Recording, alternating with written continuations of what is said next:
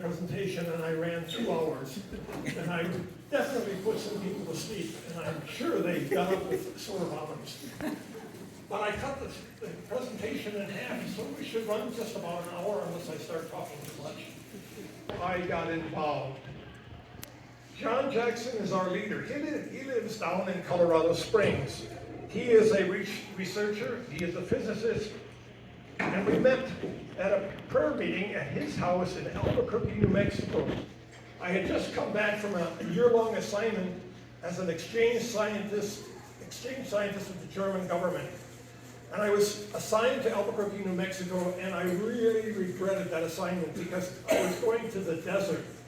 I had just come from rolling hills in Germany with beautiful grass and flowers everywhere, and now I was in the desert. The first rainstorm propagated a number of wildflowers all over, and I fell in love with the desert. And we wanted to get back active in the Catholic Church. We were living out in the rural area of Germany, and we had to go all the way into Bonn, Germany to go to Mass, which was about an hour drive for us. And so we were not very active, but my wife and I agreed we would become active, and the very first opportunity in the chapel program in Albuquerque was a prayer meeting at John Jackson's house. He was a young lieutenant and I was a captain, and we met there, and it was just an ordinary prayer meeting.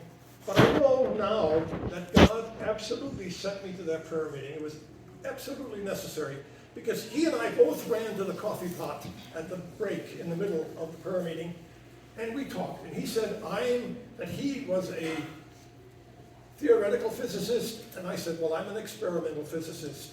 And we talked, and he said, have you ever heard of the Shroud of Turin? And I said, yes. And that yes cemented a relationship between the two of us.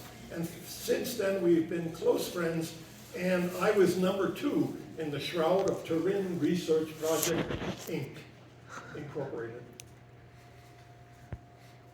As I left, my wife and I left the prayer meeting, John and his wife were standing at the door, and John said, you know, Rudy, you're the first person I've ever spoken to that knew all about the Shroud before I had to explain it to him. And you can remember, this was in 1972. Not many people knew about the Shroud. It was not a big thing. I was fortunate. As a young boy, I went to a parochial school. I had the Notre Dame nuns of the teaching order from Germany as my teachers, very strict disciplinarians, and I had the Redemptorist fathers running St. Alphonsus Cathedral in Chicago on the near north side. And the Redemptorists, every year for Lent, they would produce a little pamphlet, and on the front of the pamphlet was the face of the man of the shroud.